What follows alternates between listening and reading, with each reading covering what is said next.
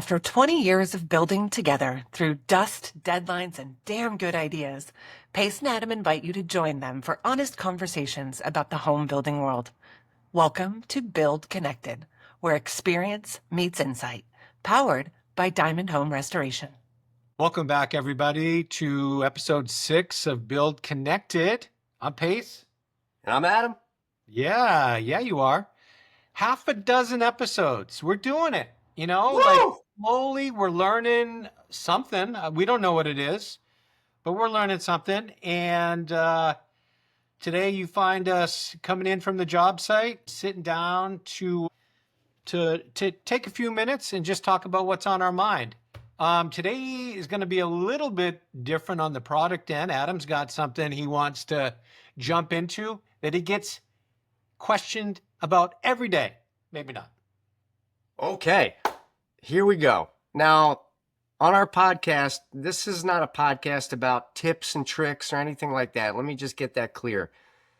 So, I want to talk about a product that is one of my favorite little gadgets that I seem to use all the time. And when I talk to friends out there about my favorite gadget, they have no idea what I'm talking about. And it baffles me. I mean, I guess I've been doing this for 20 years. So it's one of these little things that carpenters carry with them all the time. And we don't really think about using anything else. But you're wondering, I know you're in suspense. What is it? It is. Tell me, I got to know. It's a stud finder. Oh. Yeah, maybe not as exciting. I don't know. Look, I know you're all out there that own a stud finder and you've purchased one of those battery operated stud finders. Beep, beep, beep, beep, beep, beep, beep, beep. You know, that deal. You know, they're crap. They're junk. I got a call. I actually got a text from a buddy of mine a week ago. Hey, Adam, I'm hanging a TV and I got my stud finder and I keep missing the stud. And I'm like, what are you using? I got one of those things from Home Depot. You know, you put the batteries in and it beeps. And I'm like, listen, why don't you just use the magnet stud finder? He's like, what are you talking about? I'm like, oh my God, here we go. Really? You don't know what a magnet stud finder is?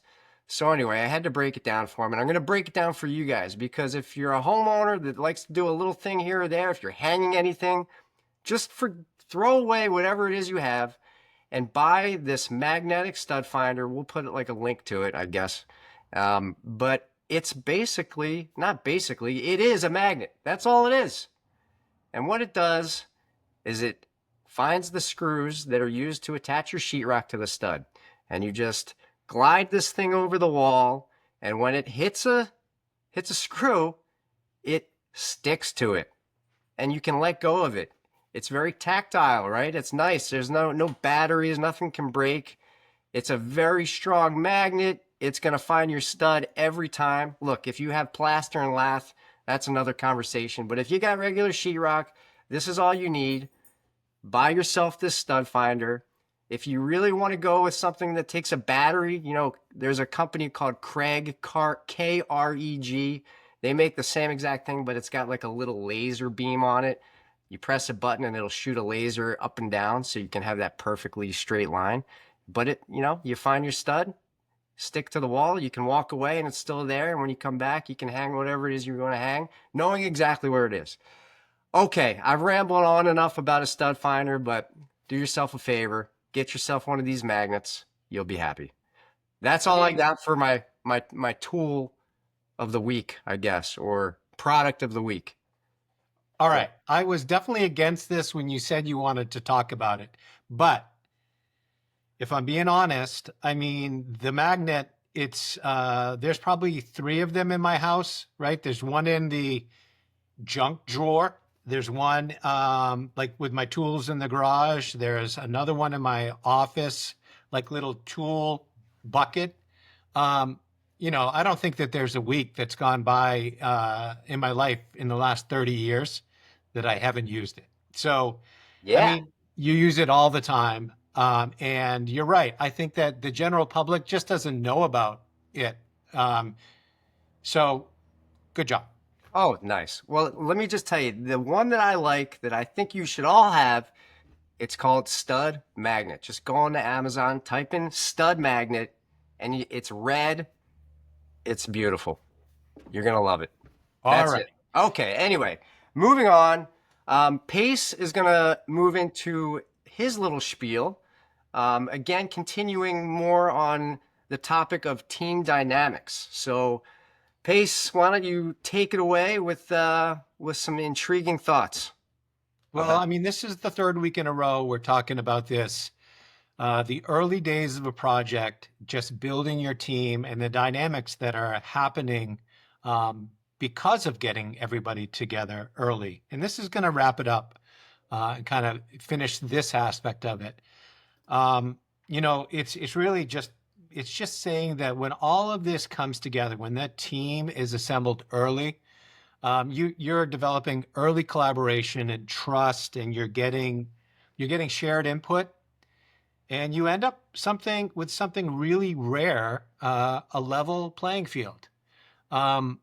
There's no hierarchy where the architect is guarding the vision, the builder is guarding the budget, and the homeowner is somehow caught in the middle of all that.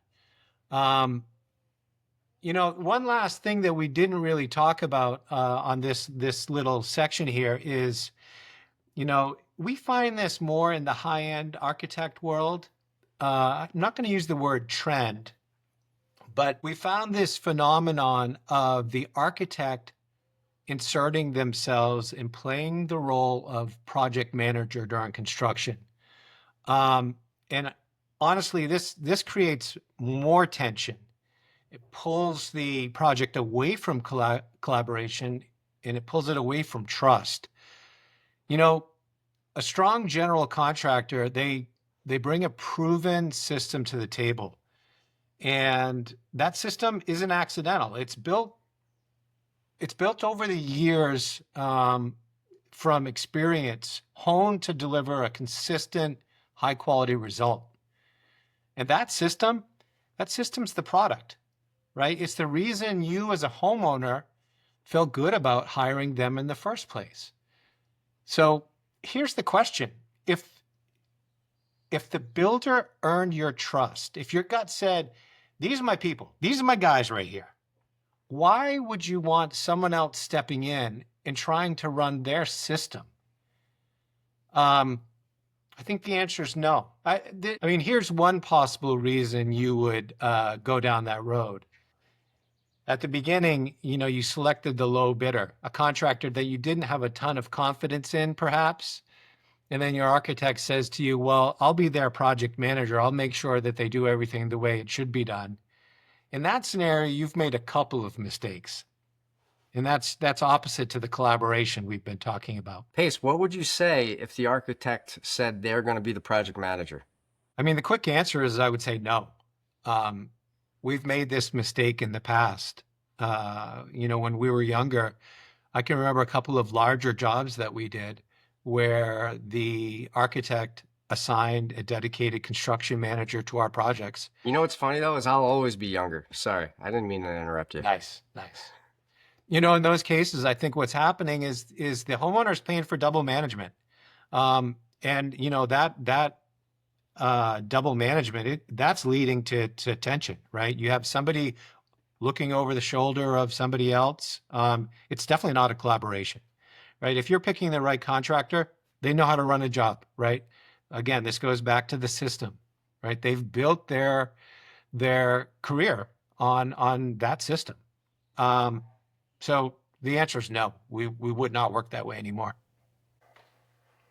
One other thing I'd add is, what would happen if at that table we were to say something like, okay, well, if you're going to have a construction director that you're going to assign, we're going to give you a design manager from our team. Oof. That'd be interesting, right? That's that is interesting, man. We're gonna have to start bringing some people on our podcast that we can interview, and we're definitely gonna have an architect on. Yeah, I would love to have that discussion with him.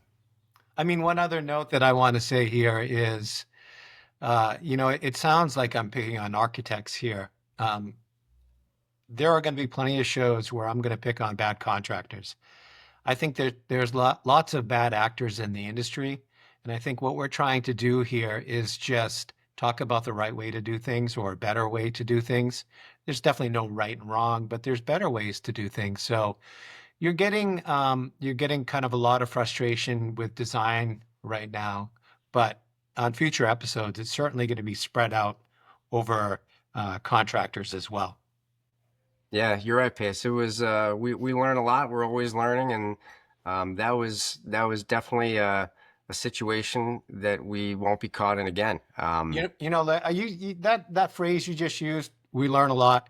Like to me, that's the heart of forget being a contractor, just being successful in life.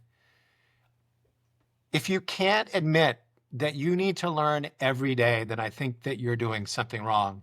And more than any industry that I can think of, the contractor world is never admitting to not knowing something. And I think it's just such a false narrative, right?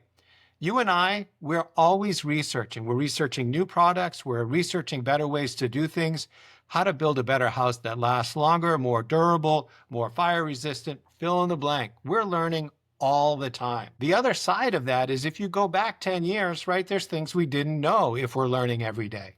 It's an evolution and it's nothing to be ashamed about. It's how you grow and better yourself. You know, that really wraps up what we're talking about with the dynamics. Next week, when we get to this segment, we're going to start talking about a solution, right, to get you on the right track early, and that's the pre-construction process. Just the nuts and bolts. We'll start talking about that. It's just the way that you systematically go about building this collaboration, putting a structure together early to make sure the team comes together. So that'll be next time. But Adam, you're going to move on to something fun going on the job site. Fun. Pace, you mentioned the word fun. This may not be so fun to talk about for some people because it's about change orders. All right, so let's talk about change orders and what they are and why they come up during some construction projects. Now, a lot of people hear the term change order and immediately they think, oh no, this is going to cost more money, there's going to be more delays, but the truth is they're just a normal part of the process, and it happens during remodels or anything that involves existing structures that we're working on.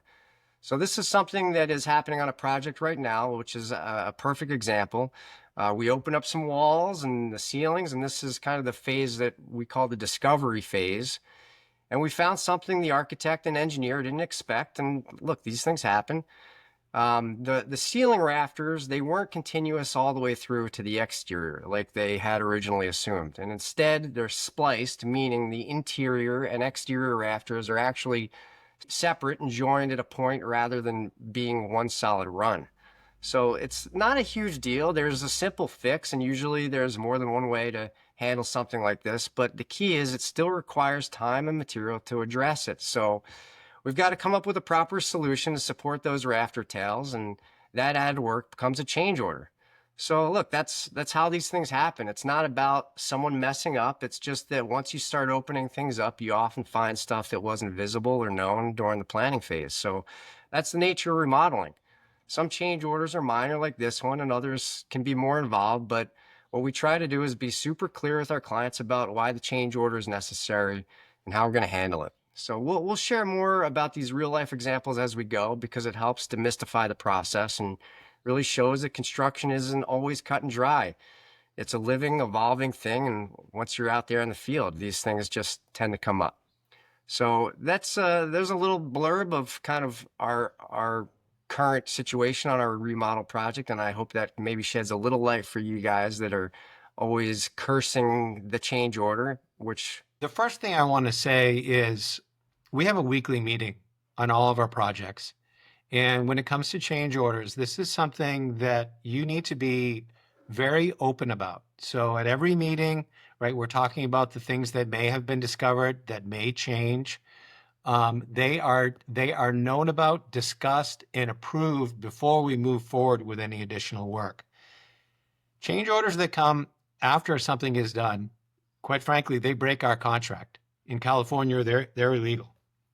So it's very important to be transparent and open about something that, in the case you just used, Adam, was discovered and needs to be addressed. Or like, let's get another example. Maybe we're running lights or something, and it's an open discussion. Hey, we've placed our lights. Let's give them a look. Do you want to add any additional?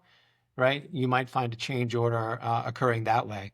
But making sure that you discuss them and you discuss not only the implication to the bottom line financially, but also what it does to the timelines. It's a two-pronged thing, and they're both important because they both impact the project. But yeah, great topic. And I think with most things, communication is the key. Yeah, and just to reiterate, change orders, they can be caused by really two things, and I think we all know them, but let's just touch on them real quick. Let's actually make a game of this real quick. Can we, Pace? Yes. The first change order is like the one that we just talked about, which is unforeseen things that we find in the discovery phase. The other change order is something that the homeowner generally would like to add.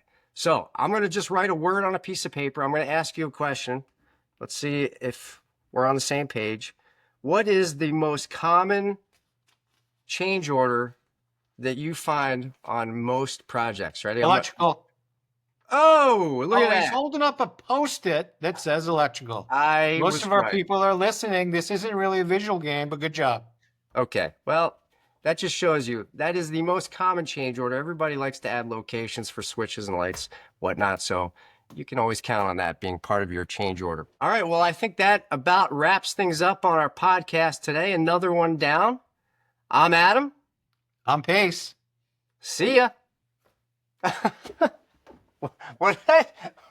I say see you. On every close, I've said see ya. What have I been saying? You've been saying thank you. Thank you. Thank you. Okay. Thank you. Thanks for joining us on Build Connected. For more stories, insights, and ideas, visit diamondhomerestoration.com or find us on Instagram and LinkedIn. We'll be back next week. We hope you will too.